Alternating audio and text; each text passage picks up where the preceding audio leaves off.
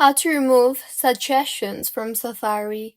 Hello everyone, I am Bishaka and welcome to our channel. Now let's get right into the tutorial. Firstly, go ahead and open Safari application on your device and scroll down to the bottom and you will see the edit button. Tap on the edit button from the bottom and further you will see the suggestions toggle button.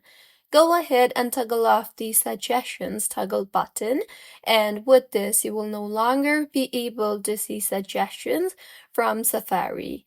So this is how you can remove suggestions from Safari. If you find this tutorial helpful, please like the video and do comment if you have any queries.